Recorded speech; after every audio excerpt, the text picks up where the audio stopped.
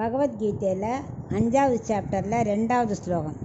ஸ்ரீ பகவானுவாச்ச சந்நியாச கர்மயோகஸ்ச நிஸ்ரேயஸ்ஸகராவுபௌ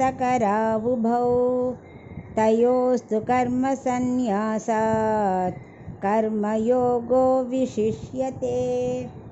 இப்போ இதுக்குள்ள அர்த்தத்தை பார்க்கலாம். அர்ஜுனன் கண்ணன்கிட்ட கேட்டுருக்கார், எனக்கு எது சிறந்தது, ஞான யோகமா கர்மயோகமா அப்படின்னு கேட்டான் இல்லையா. அதுக்கு கிருஷ்ணர் சொல்கிறார், அர்ஜுனா, கர்மயோகத்துக்கும் ஞான யோகத்துக்கும் என்ன போட்டியாக நடக்கிறது? ரெண்டுமே ஆத்ம சாட்சாரத்தை கொடுக்கும். ஆனாலும் உனக்கு எது சிறந்ததுங்கிறது கேட்குறதுனால நான் சொல்கிறேன், உனக்கு கர்மயோகம்தான் சிறந்தது. அதை நீ நல்லா புரிஞ்சுக்கணும். ஏன்னா சின்ன வயசுலேருந்தே நமக்கு என்ன, ஒரு ஃபேமிலி டாக்டர் நம்ம வச்சுருவோம். எல்லாத்துக்கும் அவர்கிட்ட ஏன் போகிறோம்? அவருக்கு நம்ம உடம்பை பற்றி தெரியும். ஸோ இவனுக்கு எதை கொடுத்தா அலர்ஜி ஆகாது, எது நல்லது, எது அவனுக்கு ஒத்துக்கும், இதெல்லாம் அந்த ஃபேமிலி டாக்டருக்கு தெரியும். ஆனால் நம்ம என்ன பண்ணுவோம், கூடிய மட்டும் ஃபேமிலி டாக்டர்கிட்ட மட்டும்தான் போவோம்.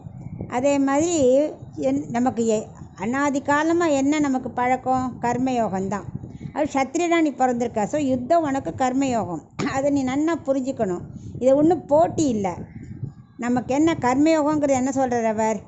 எளிமையாக, அதாவது ஈஸியாக கிடச்சிரும். எதுக்கு கஷ்டப்படணும்?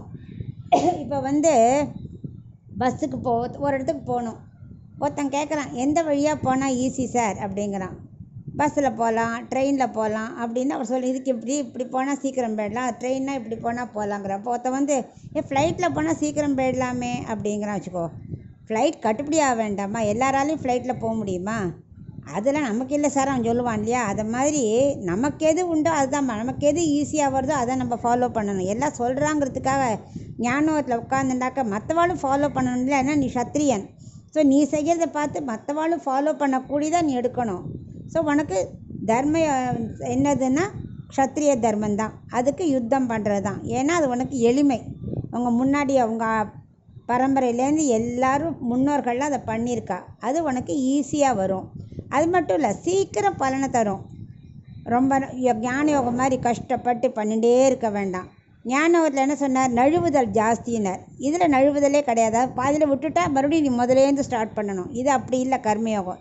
இன்றைக்கி செய்ய முடியல விட்டுட்டியா, நாளைக்கேன்னு தொடரலாம். இது பழக்கப்பட்டது.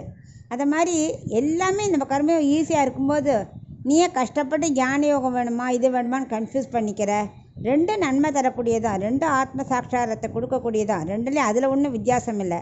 ஆனால் உனக்கு எது சிறந்ததுன்னா கர்மயோகம்தான் அப்படின்னு அவனுக்கு விளக்குற.